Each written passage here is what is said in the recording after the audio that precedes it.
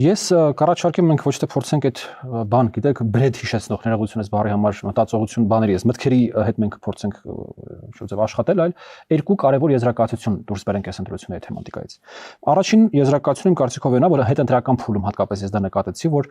այսպես տարբեր մարդիկ շատ հաճախ ինձ թվում է ոչ Հայաստանից սկսել էին արհեստական բանականությամբ, չգիտեմ, մոնտաժով, տարբեր վիդեոներ էին պատրաստում, տարբեր ինչ որ sense տեղեկություններ էին տարածում, ինձ թվում է փորձարկելով տեխնոլոգիան ընտրություններից հետո ստեղծել ինչ որ sense կեղծիքի տպավորություն, այ որ sense massայբար ընտրակեղծարություն ա եղել, ընտրազեղծարություն ա եղել։ Ես կարծում եմ, որ այս տեխնոլոգիան գնալով ավելի հաճախ է կիրառվելու Հայաստանում, երբ որ փաստեր չկան,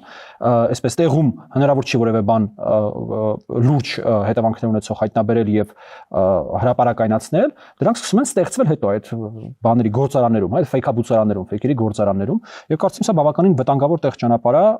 ու այս տեխնոլոգիան զարգացվել է։ Սա առաջին եզրակացությունը, որ ուզում անել, եւ երկրորդ եզրակացությունը ավելի քաղաքական էսպես։ Գիտեք, եւս մեկ անգամ մենք գալիս ենք նույն կոտրված դաշտակի առջեւ, որ Հայաստանի հասարակությանը ոնց որ ստիպեն ընտրել կամ Հայաստանի իշխանությունների միջև, կամ մի խումբ նախկինների ու այդ նախկինների հետ ասոցացվող մարդկանց միջև։ Այ անընդհատ մենք գալիս ենք այդ նույն կոտրված դաշտակին։ Անընդհատ մենք գալիս ենք նույն եզրահանգմանը, միակ հնարավոր եզրահանգմանը, որ Հայաստանում քաղաքական նորմալիզացման ճանապարհին մի հատ խնդիր կա այս պայթյա լուծելու, դա Հայաստանում ընդդիմափոխությունն է։ Քանի դեռ այս մարդիկ օկուպացրել են ընդդիմության հատվածը եւ թույլ չեն տալի որևէ մեկը ինքը դառնա ընդդիմությունը, ասես ոնց որ իրանք ոնց որ ասես առաջինը հարցակվեն այդ ընդդիմության վրա բանունեցողների վրա։ Ես համաձայն չեմ։ Իրանք ասում են ով է ձեր ձեռքերը բռնել, ով որ կարող է ավելի շատ ձայն հավաքի, թող գա անի։ Երկու բան կա այդտեղ ով է ձեռքը բռնել։ Առաջինը դա այն հանցավոր կապիտալն է, որին մինչև այսօր իրապետում են այդ մարդիկ։ Ունեն, թող մյուսներն էլ ունենան, առանց կապիտալի մտնում են քաղաքական։ Ունեն թող մյուսներն ունեն, դա այդպես չի աշխատում։ Երբ որ դու 30 տարի այդ կապիտալի վրա ունեցել ես ըստեյության մենաշնորհ եւ հիմա այդ կապիտալը օգտագործելով,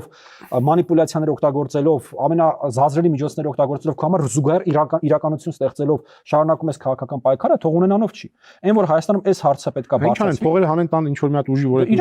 ինքնական դա բնականաբար չեն անելու, բայց կա դեկապիտալիզացիայի պրակտիկա, կա դեօլիգարխիզացիայի պրակտիկա, տարբեր պրակտիկաներ կան, որտեղ որ քաղաքական համակարգը բուժելու ճանապարհը պետք է 18 թվականից միլիարդ ու կես բերել են, բայց հələ չի բրծնում։ Դե շատ ավելի շատ արվում պետք բերել էլ, եթե հələ չի բրծնում։ Այս բլոկը եւ երկրորդ բլոկը, նույնիսկ եմ ասում, իմ մոտ մեկ տպավորություն է, որ այդ մարդիկ ավելի այսպես մեծ ագրեսիայով հարձակվում են ինչ որ նոր ուժերի, նոր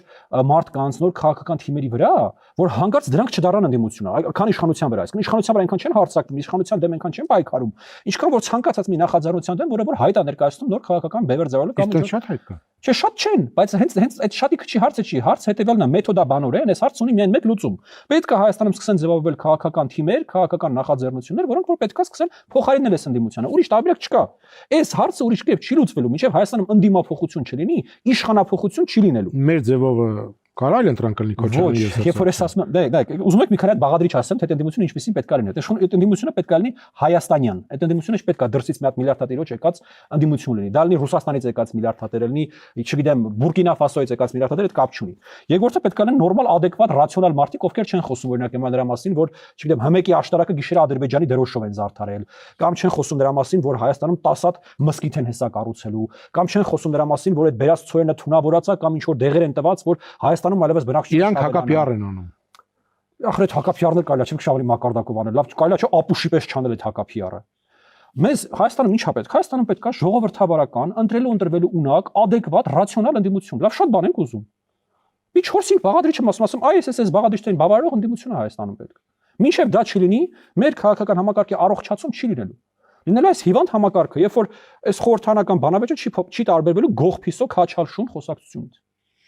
Հիմա նայեք,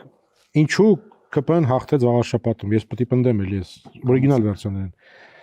Ժողովուրդը չգիտեր, որ Մեխակյանը ԿՊ-ից է։ Այսինքն հաղթեց ոչ թե ԿՊ-ն, այլ Մեխակյանը։ Իսկ օրինակ համար եթե պարտվեր,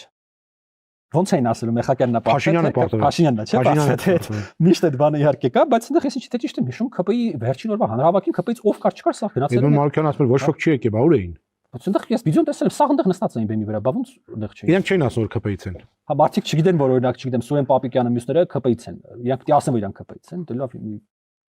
շատ օրիգինալ է ինչ խոսք։ Մյուսը նրանք փորձեցին չքաղաքականացնել ընտրությունները, այլ դարձնել այսպես կոմունալ խնդիրների շուրջ բանավեճ։ Բայց դա ցածր առբավ նորմալ է որ տեղական ինքնակառավարման մարմինները լինեն ոչ այնքան քաղաքականացված, ինչքան լինեն կոմունալ ծառայությունների ավելի լավ պլանի, ավելի լավ մոտեցումների մասին։ Ընդհանուր առմամբ թիմ ընտրությունները հենց դրա մասին են։ Կներեք, բայց օրինակ համար Վաղարշապատ համայնքում կամ որևէ XY համայնքում այդ համայնքի բնակչին ի՞նչն է ավելի հետաքրքիր, որ իր աղբահանությունը ժամանակին եւ ճիշտ իրականացվի։ Չէ, տեսեք, օրինակ Գյումրիում հնարավորինս քաղաքականացվեցին, չէ։ Այո։ Աշխարհաքաղաքական հարցեր լուծում։ Հա, այնտեղ գնում են Ռուսաստան, Թուրքիայով են վախացնում, այստեղ ասֆալտ։ Դե նորից ուզում եմ ընդգծել, որ այն չի նորման սա է։ Որտեղ Գյումրիի քաղաքապետը աշխարհաքաղաքական որոշումներ չի կայացնում, Պետրոս։ Գյումրիի քաղաքապետը որոշում է աղբահանությունը ոնց է իրականացվում։ Այո, բայց նա կարող ազդել ընտրությունների վրա, որոնք կազդեն այդ կողմնորոշումների վրա, անուղղակի ազդում։ Ընտրությունների վրա հազարավոր բաներ կարան ազդեն, բայց նույնիսկ եմ կրկնում, թիմ ընտրությունները ամբողջ աշխարհում, մենակ Հայաստանում չէ։ Առաջի հերթին հենց նման բաների մասին են։ Հիմա ուրիշ բան, որ շատ մարդիկ ուզում են խորհրդարանական ընտրություններին ընդառաջ ինչ որ նախադեպեր ստեղծել, այսպես պատմություններ ստեղծել, որոնք խոսք գրում են եւ իշխանության եւ ընդդիմության մասին, իրեն բոլորին էլ բնականաբար այս պատմությամբ Հայաստանը արդեն իսկ մուտք է գործել այդ խորհրդարանական ընտրությունների նախապատրաստության տրամաբանության մեջ, հա, բնականաբար պաշտոնապես բանը դեռ բացված չի, այդ քարոզարշավը դեռ բացված չի, բայց այս պատմությամբ Հայաստանում ինչ որ տեղի ունենում, այսպես թե այնպես կապված է խորհրդարանական ընտրությունների հետ։ Եվ բոլոր քաղաքական թիմերը այսպես թե այնպես աշխատում են դրանց հետ, բայց նույնիսկ եմ ուզում կրկնել, Ժորժ ջան, դա նորմալ է, որ տեղական ինքնակառավարման մարմինների ընտրությունների տրամաբանությունն ու ոնց որ ասած խոսակցությունը լինի կոմունալի մասին, ոչ թե աշխարհաքաղաքական հարցերի մասին։ Նորից Էջմիածնի եւ Գյումրիի քաղաքապետերը չեն աշխարհաքաղաքական հարցերով զբաղվում։ Այ Էջմիածնում, տեսեք, ասում են, որ գյուղերը հաղթեցին։ Այ գյուղացիները այտենց լավ չեն ճնշմանը, իսկ Էջմիածնում շնաց ես ստուգեցի այսօր կրկին 23 ընտրատեղամասից 17-ում հաղթել են իշխանությունը։ Բայց ասում են մենք հաղթեցինք։ Ընդհանրապես այդ հասարակությունը ինչ որ շերտերի բաժանելու, այ տպավորություն ստեղծելու, որ Հայաստանում կա մի հատ sense կիսագրագետ կամ նույնիսկ անգրագետ մի հատ բնակչության հատված, որին հենց իրենք շատ հաճախ այսպես ճակերտավոր 1000 բարի համար ժեխ են անվանում։ Դա ինչ որ նոր բան չէ, դա մի երևույթ է, որին մենք վաղուց ենք ծանոթ, բայց գիտեք, ես բազմիցս եմ ասել, ես մեկ-մեկ ուղղակի ապշում եմ Հայաստանում հասարակության գիտակցության մակարդակի եւ հասունության մակարդակի վրա։ Ես շատ հաճախ գիտեք ինչ եմ ասում, որ մեր քաղաքական էլիտան արժանի չի այս հասարակությանը։ Այս հասարակությունը շատ ավելի գրագետ է, շատ ավելի քաղաքակիրթ է, շատ ավելի adekvat է, քան շատ հաճախ այն քաղաքական էլիտան, որը որ Հայաստանում կա։ Եվ այդ վերևից նայելը հասարակությանը, որ այս ժեխերը ես եւ այլն, հենց միգուցե դա այլն պատճառներից մեկն է, որ իրանք հիմա գտնվում են այնտեղ, որտեղ որ իրանք գտնվում են։ Ընդդիմությունը չմիավորվեց, համաձայն եք, դրա համար պարտվեցին։ Այդ պնդման հետ համաձայն եմ, բայց ոչ թե իրաց ձևակերպման այդ պնդման հետ, այլ մի քիչ առաջ իմ արած ձևակերպման հետ, որ այն քաղաքական թիմերը, այն ուժերը, որոնք որ ունեն պոտենցիալ դառնալու Հայաստանում նոր ընդդիմություն, նոր որակի ընդդիմություն, ժողովրդավարական բնույթի ընդդիմություն, ինչպես դա եղավ օրինակի համար վերջին խորհրդարանական ընտրություններին, երբ որ այս բոլորը գնացին առանձին։ Բոլոր այս ուժերը, որոնց մասին խոսում էինք, որոնց ես էլ էի համոզում միավորվել, իրանք բոլորը գնացին առանձին, արդյունքում ոչ մեկ 4%-ի շեմը չհաղթահարեց։ Հիմա այս պայությամբ էլի մենք տեսնում ենք նույն բանը դիմընտրություններում եւ ամենայն հավանականությամբ թող ես հորետեսրին եւ սխալվեմ, բայց տեսնելու ենք առաջիկա խորհրդարանական ընտրություններին։ Այս մարդիկ միջև չընկալեն, որ իրանց ճանապարհը խորհրդարան եւ իրանց ճանապարհը ավելի ինստիտուցիոնալ ընդդիմություն դառնալու դա միավորումն է, այ խոսքը ազատական, այսպես ժողովրդավարական ուժերի մասին է։ Հա, Քոչարյանը, Սերժը եւ չգիտեմ, իրանց ձևով հաղթելու են այս ուժերին։ Ընդդիմադիր։ Եվ տեսեք, ընդդիմությունը չի կարողանում տեսլական առաջարկել, կոնտրտեսլականություն։ Այ իշխանությունը ասում է խաղաղություն, Տրամփ, Ցորեն, Տիմ։ Նրանք չեն կարողանում այդ խաղաղության տեսլականի կոնտրտեսլականը մշակել, ներկայացնել, որ մարդիկ հասկանան, այ խաղաղություն եւ կա ռացիոնալ այլընտրանք այս խաղաղությանը։ Այս չստացած պետք է 100%-ով համաձայնվեմ, այո, ռեալ դա է իրականությունը, որ Հայաստանում են ուժերը, որոնք որ կարողանում են մինչև այս պահը մոնոպոլիզացնել այդ ընդդիմության դաշտը, իսկապես որևէ ինտելեկտուալ այլընտրանք ի վիճակի չեն առաջարկել, չեն կարողանում առաջարկել։ Որոնք չեն կարողանում առաջարկել 7 տարի շարունակ։ Չունեն այդ մարդիկ ինտելեկտուալ այլընտրանք։ Եվ հենց նաև դա է պատճառներից մեկը, ես որ անընդհատ ասում եմ, որ Հայաստանում ամենամեծ խնդիրը քաղաքական դաշտում այս պատմությամբ դա ընդդիմափոխությունն է, որովհետև այս մարդիկ բացենց որ ժողովրդավարական չեն, հայաստանյան չեն եւ այլն ցուցակը որ մենք առաջ ասացի։ Նաև այդ մարդիկ տեսլական չունեն։ Ոնց կարող է լինի։ Դե փաստորեն տենց է։ Քաղաքական տարբեր ուժեր տեսլական չունեն։ Չունեն, ինչ են առաջարկում այդ մարդիկ։ Օրինակ ես Պողոս Պողոսյանն եմ, վերցրել եմ, ուզում հասկանամ իրանք ինչ են առաջարկում։ Հեռացնել գործողներին։ Հետո իրանց ինտելեկտուալ ավելի արժանապատիվ խաղաղություն։ Դե դա լոզունգ է, դա առաջարկ չի։ Ինչն են անելու այլ կերպ։ Օրինակ հիմա Հայաստանը ունի ստորագրած որոշակի փաստաթղթեր։ Մենք խաղաղության համաձայնագիր ունենք նախաստորագրած, մենք TRIP ունենք ստորագրած, մենք Միացյալ Նահանգների ենթադրելով որ ասում են դա խայտարակ դավաճանական բան է, պետք է միանգամից չեղարկել։ Ընդ որում այդ նույն մարդիկը ովքեր նոյեմբերի 9-ի մասին են այդ նույն բանը ասում, հետո հիմա ատամներով պաշտպանում են նոյեմբերի 9-ի փաստաթղթը։ Մի հարցը դա չի, հարցը հետևն է, լավ, ինչն են իրանք առաջարկում այլ ձև։ Հասկանում եք, քանի դեռ այս հարցը իր պատասխանը չունի, դա բանկրոտության մասին է խոսում այս ուժերի, որ այս մարդիկ այս քաղաքական ուժերը քաղաքական բանկրոտ են։ Չէ, նրանք ասում են մենք կվերականգնենք հարաբերությունները Ռուսաստանի հետ։ Իսկ Ռուսաստանի հետ հարաբերություններով ա կործանել, որ իրանք վերականգնեն։ Այս իշխանությունները։ Ինչով են կործանել։ Դե հիմա ո՞նց է։ Հայաստանը շարունակում մնալ ԵԱՏՄ անդամ, ոչ բարով ՀՊԿ անդամ, ԱՊՀ անդամ։ Երբ որ Ադրբեջանով ճանապարհը բացվում է, առաջինը գալիս է Ռուսաստանից բեռը, Ղազախստանից եկող բեռը, որ մենք այդ քննադատեցինք, պետք է առաջինը լինի, ըստ էության ռուսական բեռը մի օր շուտ եկավ հասավ Հայաստան։ Ես դες ասեմ ավելին, վերջին 3-4 տարիների ընթացքում այն բոլոր ճգնաժամերը, որոնք որ հայ-ռուսական հարաբերություններում առաջացել են, ես սա պատրաստ եմ ապացուցել, առաջացել են ռուսական կողմի պատճառով, ոչ թե հայկական կողմի պատճառով։ Հայկական կողմը երբևիցե պրոակտիվ, որովհետև նրանք այս իշխանություններին չեն վստահում, եկեք անկեղծ խոսանք։ Եվ կգան նրանք, ովքեր վստահվում են այնտեղից, եւ նոր հարաբերություններ կկառուցեն, ազնիվ։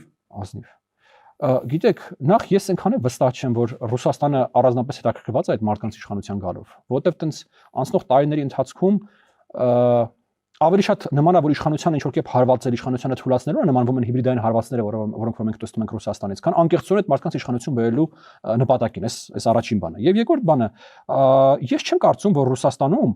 որևէ եւ պետության կամ որևէ իշխանության նկատմամբ ունեն վստահություն։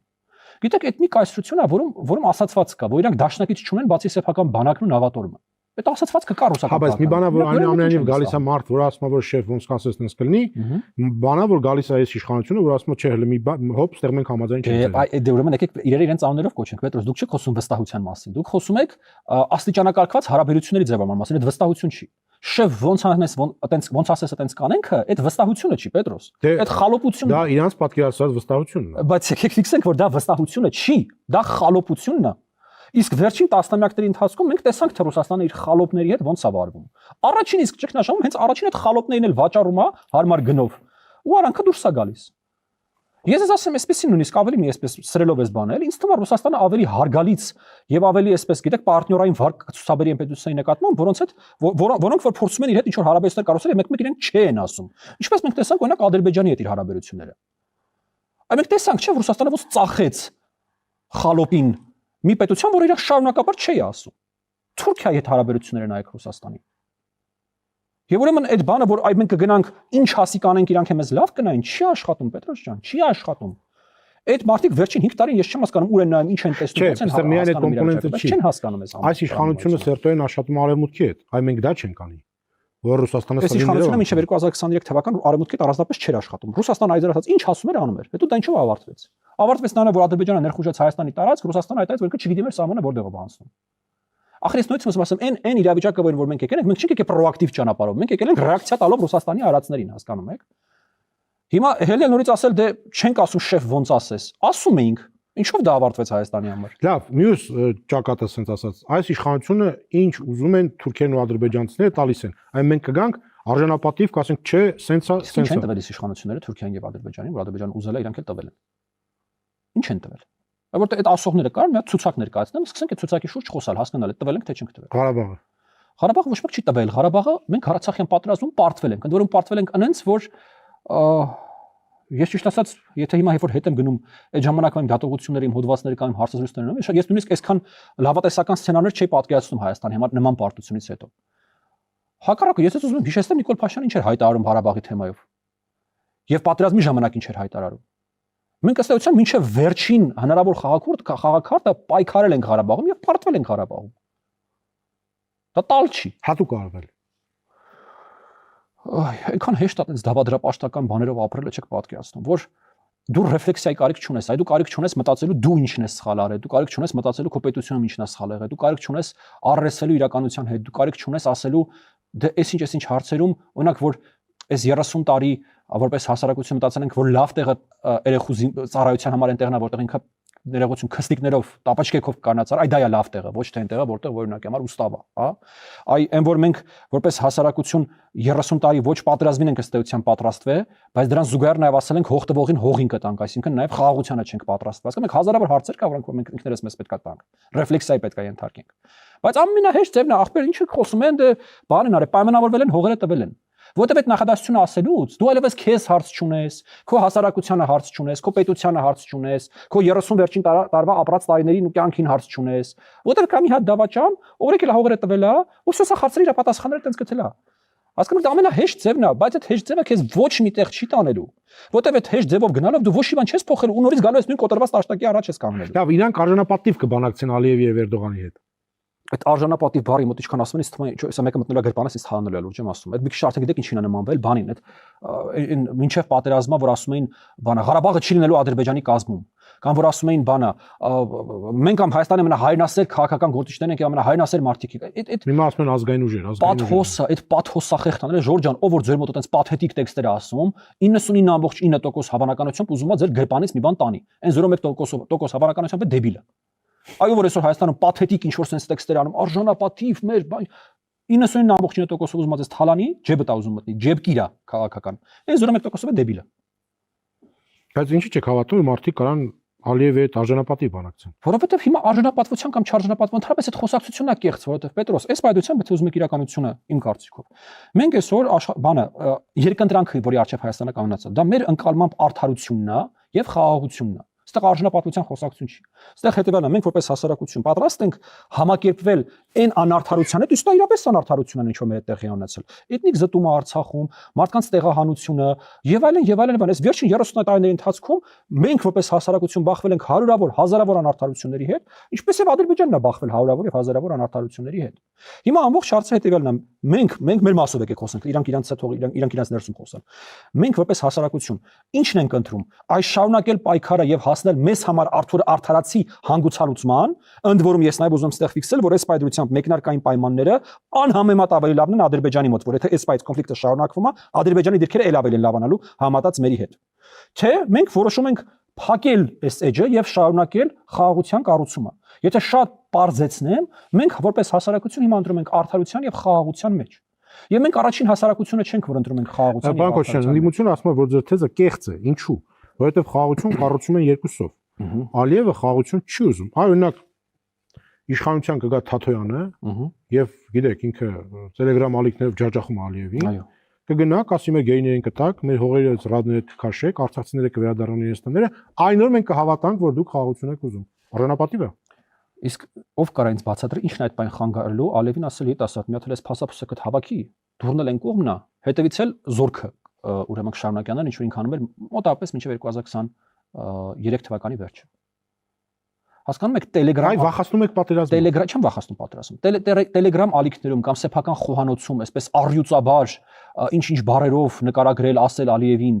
դա նախ քաղաքական process չի։ Դա բանա, անձի գովերքման ինչ որ sense անհագուրդ ցանկություն է, որ քեզ ասեն, այս ինչ հայրենասեր տղա է, հələ տեսես ադրբեջանցիքին ինչ է ասում։ Հիմա մեր ամենահեշտ բանը հիմա ձեր եթերում ուզում եք 1500 ավելի վատ բան ասեմ Ադրբեջանի նախագահին, ինձ էլ այդպես կոմենտներում գրեն, այս ինչ հայրենասեր տղա է, հələ տեսեք, այս ինչեր է ասում Ադրբեջանին։ Բայց դա բացի նրանից, որ իմ անձը ինչ որ չափով sense կշովի, որ ինձ լավ կոմենտներ են անում եւ լայք անում, ուրիշ ոչ մի չի տալու։ Եվ նորից հիմա վերադառնալով այդ խաղաղություն կառուցումը թե չի կառուցում։ Տեսեք, Ադրբեջանի շատ տարբեր մեսիջներ են գալիս։ Մի կողմից, այո, մենք տեսնում ենք այն իմ կարծիքով սխալ տեղ տանող հայտարարությունները, որոնք որ մենք տեսնում ենք, այս Սևանի վերաբերյալ եւ այլն։ Բայց դրանց զուգահեռ մենք տեսնում ենք ինչ որ Ադրբեջանը հայտարարում է, որ ինքը վերացնում է սահմանափակումները դեպի Հայաստան ներկրումների իրականացման։ Սուտ է։ Եկավ վատ ծորեն, անասնակեր։ Եղբայր ի՞նչ կապ ունի ինչ եկավ։ Ադրբեջանն է այդ ծորենը մեզ ուղարկել։ Այդ ծորենը Ղազախստանն է ուղարկել, որոնք տեղից են ինչ որ արտադրող պատրել այդ ծորենը։ Մի Հայաստանում անասնակեր պետք չի։ Կամ Ռուսաստանից եկողն էլ բանի հացի ծորենը։ Այնտեղ եթե ճիշտ եմ հիշում, Ռուսաստանից եկած Եգոր թե առաջ հացի էր համեն։ Հիմա Հայաստանում եւ այնա պետք է հիմա ինչ որ արտադրող Հայաստանում որոշել է, որ այդ ապրանքը իրան պետքա պատվիրել է Ղազախստանից, նույնիսկ շատ հնարավոր է որ արտադրողը չի պլանավորել որ իր ապրանքը պետք է Ադրբեջանով գա։ Դրանից հետո քաղաքական զարգացում ա եղել, իրավիճակա ձևավորվել, որում հնարավոր է եղել այդ ապրանքը բերել Ադրբեջանով։ Ինչ կապ ուներ այս ամեն ինչը նրա դա անասնակեր է, թե անասնակեր չի։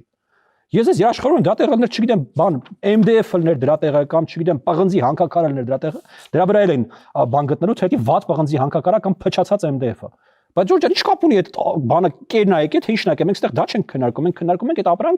ապրանքը, X ապրանքը, թե Y ապրանքը, ոնց է եկե։ Եկել է Ադրբեջանի տարածքով։ Ինչը սրանից մի տարի առաջ, 2 տարի առաջ եւ ընդհանրապես վերջին 30 տարիների ընթացքում գիտական ֆանտաստիկայի ժանրից կլիներ։ Սրա զուգահեռ մենք ինչ ենք տեսնում, նախաստորագրվել է, չէ՞, խաղաղության համաձայնագիրը։ Եթե Ալիևը չի ուզում խաղաղություն Հայաստանի հետ, այս բոլոր քայլերը ինչի համար են։ Իմ կարծիքով, եթե դուք ասեք ինչի է սա արվում, ես կարծեմ Ադրբեջանը միաժամանակ բոլոր հնարավոր սցենարներին է պատրաստվում է։ Եվ խաղաղության, եւ այս ոչ խաղաղություն, ոչ պատերազմի, եւ պատերազմի սցենարին է պատրաստվում։ Ինչը ընդհանուր առմամբ նորմալ պետության անելիքն է։ Ընդհանուր առմամբ Հայաստանը պետք է նույն բանը անի։ Հայաստանը պետք է եւ պատրաստի պատերազմի սցենարին, եւ խաղաղության սցենարին, եւ ոչ խաղաղության, ոչ պատերազմի սցենարին։ Ես հաճախ եմ ասում, ընդհանրապես պետությունը նրա մասին է, որ ինքն ամենավատ սցենարին միշտ պատրաստ լինի։ ինչու են մի շաբաթվա մեջ մեզ այսքան վախացնում թուրքերով։ Տեսեք, 10 մսկիթ են կառուցում, այսպես սուտ, իրանց էշի տեղ դրած այդ սուտը տարածեցին։ Հերոստաշտարակը Ադրբեջանի անհեթեթություն, հա, ընդերքը կտան թուրքերին, հեծը տալու են թուրքերին, այսինքն անդադ սիստեմատիկ գնում է թուրքերով մեզ վախեցում։ Դա նոր ֆենոմեն չի, դա վերջին երևի թե հարյուրամյակների Հայաստանը կառավարելու գործիքն է։ Այ կան թուրքեր, այ հենց ռուսները ոտները քաշեն, թուրքերը գալու են մեզ ուտեն։ Թե ինչն է խանգարում այս բանը, որ թուրքերը գան մեզ ուտեն։ Ռազմաբազան։ Ինչու մեկ Հայաստանը լուրջ մտածում է, որ այդ 2500 հոգին, որ ռազմաբազայում կանգնած են, եթե թուրքերը վաղ արագ սանցնեն, տենց առյուծաբար մեր համար մինչև վերջին մարդը կռվելու են մեռնեն, այնտեղ հայ տղեկան մեջտեղ իրանք կկռվեն, հարցը չի։ Հարցը ռուսական կոնտինգենտի մասին է խոսքը։ Հա, տենց մարդ կա հələ Հայաստանում։ 23 թվականից հետո, 22 թվականից հետո տենց մարդ կա հələ Հայաստանում, որ տենց բան է մտածում։ Ես կապ չեմ ուղղակի այդ մարդու միամտության վրա, թե ինքը տենց բան է մտածում։ Կամ ուրիշ բան հարցնում, ասում են Թուրքիան մեզ տնտեսապես կխժռի։ Ժորժ ջան, դուք տեղյակ եք, որ Հայաստանը ու Թուրքիան այսպայությամբ 5 միլիարդի առևտրաշրջանառություն ունեն։ Այդ առևտրաշրջանառությունը ուղղակի տեղի ունենում Վրաստանով, ճանապարհին հարստացնում է վրացիքին։ Ուրիշ ոչ մի տարբերություն չկա այդ առումով։ Դուք տեղյակ եք, որ Հայաստանում այսպայությամբ ոչ մի սահմանափակում չկա թուրքական ներդրումների համար։ Եթե այդ մարդիկ օրինական կան, Հայաստանում գրանցվում որոշ այնտեղ ներդրումներ անեն։ Ես նայել եմ թվերը, նախկին իշխանությունների ժամանակ ավելի շատ համատեղ ձեռնարկություն է բացվել, քան հիմա։ Հասկանում եք, այսինքն այդ բանը, որ այ հենց սահմանը բացվի, թուրքական էժան լոլիկը գալու է լծվի, մեր լոլիկ արտադրողին խեղդել, ի՞նչն է խանգարում, որ հիմա գա այդ լոլիկը։ Վրաստանով գալը կամ ինչինք մենք որոշել, որ մեր լոլիկ արտադրողը այդքան վատն է, որ պետք է թուրքական լոլիկի մրցակցությունը չդիմանա։ Եվ ամենավերջինը երրորդը, եթե մենք տեսնենք, որ մեր լոլիկ արտադրողի համար այդքան մեծ խնդիր առաջանում, մեծ պետությունի վերջո կարա արկային, մաքսային, ֆիտոսանիտարական վերահսկողություն սահմանի։ Եվ այլն։ Հիմա ինչու են վախացնում։ Ես կարծում քանի իրավիճակը զարգանա եւ քանի հայ-թուրքական հարաբերությունների կարգավորման հնարավորությունը, այսպես ասած, զարգանա ավելի արդիական դառնա, իդեպ ֆիքսենք եւս մեկ անգամ Ֆիդանի հայտարարությունը, որ տեղի ունեցավ, որ ըստ էության միակ նախապայմանը թուրքական կողմից դա Ադրբեջանի հարաբերությունների կարգավորումն է։ Սա իմ շատ կարևոր է ֆիքսել, որովհետեւ Հայաստանում տարբեր լեգենդներ են պատտվում, որ այ թուրքերը մեզնից պահանջում են ցեղասպանությունից հրաժարվել, եկեղեցու դեմ կռ։ Այն մարդիկ բառացի ասում են իրանք ինչ են պահանջում։ Բառացի այդ մարդիկ ասում են իրանք ինչ են պահանջում։ Եվ ընդհանուր առմամբ իրանք պահանջածը հենց այն ինչ որ մենք անում ենք sense տենց։ Իրանք պահանջային դա թե չպահանջեն, մենք ուզում ենք Ադրբեջանի հարաբերությունների կարգավորում խաղաղության պայմանագրի ստորագրում։ Հարցը այդ չի։ Իրանք Ֆիդանը պարզ ասում է, անես չլինի որ հիմա մենք բացենք, հետո դուք ընդ կռվեք, մենք էլի փագենք։ Համդայա ասում, համ էլ ասում է, որ մենք հիմի բացենք, ձեզ ի՞նչն է բանալու հետաքրքրությունը որն ալելու ընդհանրապես Ադրբեջանի հետ զբաղվելու այդ ուղղությամբ, ու չասենք ճիշտ է ասում, բայց իսկապես Հայաստանի համար բնականաբար ամենամեծ առաջնահերթությունը Թուրքիայի սահմանի բացումն է եւ Թուրքիայի միջոցով միջերկրական ծով, Սև ծով երկնա դեպի Եվրոպա, երկնա դա հնարավորություն է, որ Հայաստանում արտադրող իր ապրանքը դնի գնացքի վրա եւ այդ գնացքը հասնի Բերլին։ Հասկանում եք, առանց մոդուլ փոխելով, էլ չտանես Բաթում դա նստի նավ, այդ նավը գնա Բուլղարիայի վրա նորից նստի երկաթգից եւ այլն, կամ ֆուռը գնա Վրաստան, Վրաստանից Թուրքիայով գնա, այլ ուղիղ, ասում Երևանում Կայարանում դա դրվում է գնացքի վրա, դա ասում է եւ այս սա է տնտեսական ինտեգրացիա։ Ես գիտեք ինչում եմ անհամաձայն շատ հաճախ իմ գործընկերների հետ, որոնք որ իրենց անվանում են արևմտամետ, խոսում են Հայաստանի եվրոպական ինտեգրացիայի մասին, ես ասում եմ այդ խոսակցությունը լուրջ է դառնալու մենակ այն պահին, երբ որ հայ-թուրքական սահմանը բացվի։ Որտեղ որ դու ուզում ես լուրջ ինտեգրացիա ունենաս տնտեսական եվրոպական միության հետ, իդեպ ֆիքսենք, որ Թուրքիան եվրոպական միության հետ մաքսային միության անդամ է։ Այսինքն Հայաստանի սահման Թուրքիայի սահմանը դա եվրոպական միության մաքսային սահմանն է։ Դու պետք է դեպի այդ Եվրոպա ճանապարհ ունենաս։ Էժան, կանխատեսելի եւ քիչ մոդուլներով կամ ընդհանրապես առանց մոդուլներ փոխելու ճանապարհ դու պետք է անաս։ Առանց դրա ինչ ինտեգրացիա, չկա ինտեգրացիա։ Շատ լավ։ Միացյալ Նահանգների պետքարտուղարի տեղակալը Հայաստանում էր եւ բնականաբար թրիփի թեման է։ Այո։ Սրան հետ զուգահեռ Ադրբեջանը հայտարարեց, որ փաստացի դառնում է միջինասիական պետություն։ Ոչ թե 5-ն է կասեց Հաջիև, այլ 6-ն են, այսինքն իրենց ինքնությունը փոխում են միջինասիա։ Նոր հերթական այո ինքնությունն է։ Հարավային Կովկաս, Միջին Ասիա, Արևմուտք։ Նոր բան է ձևավորվում։ Նոր խոսակցություն կա։ Եկեք դա ֆիքսենք։ Վաշինգտոնում տեղի ունեցած գագաթնաժողովից հետո Միացյալ Նահանգներ Հայաստան-Ադրբեջան գագաթնաժողովից հետո տեղի ունեցավ մեկ այլ գագաթնաժողով, Միացյալ Նահանգները միանգամից հետո կանչեցին կենտրոնասիական եւ այդ կենտրոնասիականների հետ խոսակցության մեջ նաեւ հիշատակվեց թրիփը, հայ-ադրբեջանական գործընթաց Հարավային Կովկասը եւ այն որ սրանից մի փոքր որ հետ գնանք, ես ուզում եմ հիշեցնել նաեւ Ուրսուլա ֆոն դեր Լայենի հայտարարությունը Եվրոպական միություն կենտրոնական Ասիա համաժողովի ժամանակ, երբ որ ինքը ասաց, որ Եվրոպական միության համար ճանապարհը դեպի կենտրոնական Ասիա անցնում է հայ-թուրքական եւ հայ-ադրբեջանական սահմանների բացմամբ։ Այսինքն ինչ է ստացվում։ Ստացվում է, որ մի այսպիսի հարթություն է ձևավորվում, ուղղություն է ձևավորվում, այ արևմուտք, ավելի մասնավոր Միացյալ Նահանգներ Եվրոպական միություն, այնտեղից Սև ծովով կամ Թուրքիայով Հարավային Կովկաս, Հարավային Կովկասից Կասպից ծով, Կենտրոնական Ասիա, ապրանքների շրջանառություն, հումքի շրջանառություն, նավթագազային ռեսուրսների շրջանառություն, Կենտրոնական Ասիայում կան հսկայական քանակությամբ ռեսուրսներ, որոնցով Եվրոպական միությունում եւ Միացյալ Նահանգներում չափազանց հետաքրքրված են։ Ընդհանուր առմամբ դուք ուղղակի վերցնեք հաշվարկեք, թե Եվրոպական միությունն ու Միացյալ Նահանգները Ռուսաստանից ինչ են ներկրել։ Համար այդ բոլոր ապրանքները, որոնք վերան ժամանակին ներկրում են Ռուսաստանից, կան նաեւ Կենտրոնական Ասիայում։ Այլ չասենք, որ ստեղ նաև մեկ այլ մրցակցություն կա, դա այս միջին միջանցքի գաղափարն է, որ Չինաստանն էր ժամանակին առաջ տանում, որ Չինաստանը այդ ցամաքային ճանապարհով Կենտրոնական Ասիա եւ Հարավային Կովկասով կապեր Եվրոպական միության հետ, եւ այստեղ հետաքրքիր բան է տեղի ունենում, որ կարծես թե TRIP-ը դառնում է արևմուտքի պատասխանը այդ միջին միջանցք կամ մեկ գոտի մեկ ճանապարհ այդ բոլոր նախաձեռնություններին։ Սա իհարկե մի քիչ էսպես բան հայտարարություն է դեռևս, տեսական շատ հայտարարություն է, բայց սա ես կարծեմ Հայաստանի համար չափազանց հետաքրքիր խոսակցություն է եւ այս առումով ինձ համար բավականին կարեւոր է վարչապետի այցը Ղազախստան։ Գիտեք, սա այն ֆոնի վրա է, որ դուք ինքներդ նշեցիք, հա, Ադրբեջանը արդեն հայտարարել է, որ այլևս 5 չեն, 6 են միջինասիական երկիր է։ Ընդհանուր մի ամիս, 2 ամիս առաջ Վրաստանի վարչապետն էր, տուրն է արել Կենտրոնական Ասիական բոլոր երկրների այցելել էր, բոլոր երկրների ղեկավարների հետ հանդիպումներ ունեցել։ Եվ այո, մենք որպես պետություն մեր հայացքը պետք է ինչ-որ չափով նաև Կենտրոնական Ասիայի վրա սևեռենք եւ այդ պետությունից սկսենք ավելի լուրջ աշխատանք տանել։ Որտեւ եթե այս ուղղությունը սկսում է դառնալ արևմուտքի համար կարևոր, ինքը պետք է կարևոր դառնա նաև մեզ համար։ Միջազգ Ղազախստանի նախագահը այնտեղ Թրամփին ասաց, որ ինքը աշխարհի վերջն է, չէ՞, վերջ նախագահ, հետո եկավ Ռուսաստանում հայտարարեց, որ Ռուսաստանը աստծո տված հարևան է։ Այնտեղ Թրամփին ասաց, այդտեղ Ռուսաստանին։ Դե սենց ասենք, հաշվի առնելով մեր ժամանակները, երբ որ կարծես տարբեր առաջնորդներ սկսել են ականջներով սիրել, որ իրենց պետք է անդադ մեծարել, գովերքել, մարդիկ էլ անում են ինչ որ պետք է անեն էլի։ Շնորհակալություն։